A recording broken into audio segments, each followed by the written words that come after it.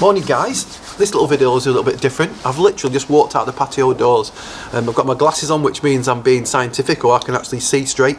And it's a bit fresh this morning, but as you can see in the distance, or if you're not too sure if you can or you can't, but that's where the sun is at the moment. It's really low cloud or fog or whatever it is. And yesterday, a photographer from Preston called Sonia, she posted some amazing images, I think near the Deepdale area where the football ground is, I think, but of the sun with some sunspots. And so I thought, you know what, I'm going to get the 500mm, the 200 to 500mm, and see if I can capture some, because at the moment it's sort of the same conditions. So let's go see if we can do anything.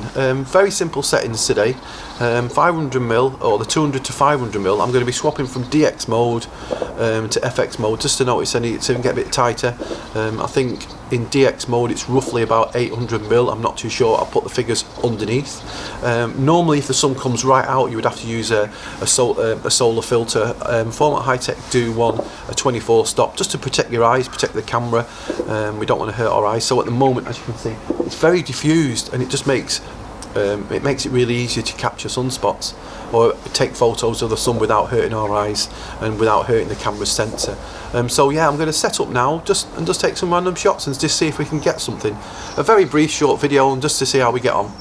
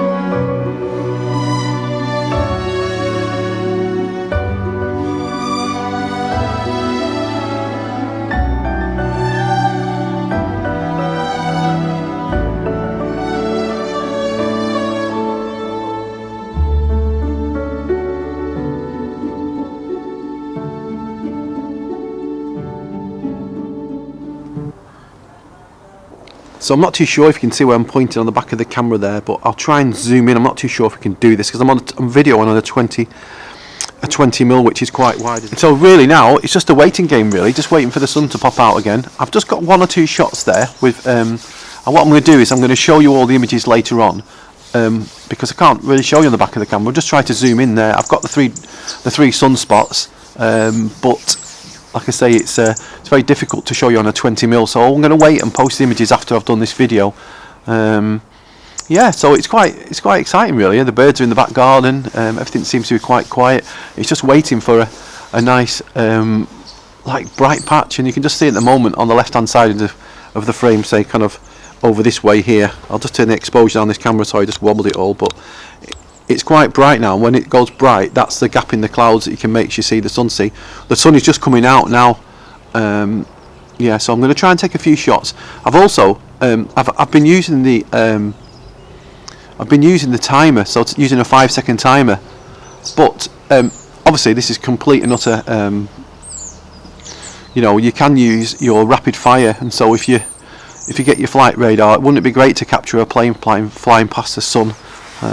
Yeah, so, and obviously it'd be just 1,000,000 to 1 really, to be honest, to get that to happen. So if I hear any planes, because you can normally hear them, and we'll try and get one going past, but I doubt we will, to be honest. But let's have a go, and it is Sunday, got to think positive and see how we get on. So yeah, let's wait for 5 or 10 minutes, see how we get on. So what I'm just doing at the moment is, as you can see, I've got the 5-second timer, and I've got the really high fast continual shooting. That gives you such a frame rate of burst, but the problem with when you do the frame rate like this is that sometimes you get a lot of camera shake, even with the tripod. So I've turned off all the image stabilization, shooting at 500mm, and I'm actually gone back into FX mode, so I'm shooting at 500mm, not nearly 800mm as we discussed before. So when you take a shot and you get a clear spot, like the sun's just coming out now, we've just got to wait now and just I've checked flight radar and there is a few planes knocking about.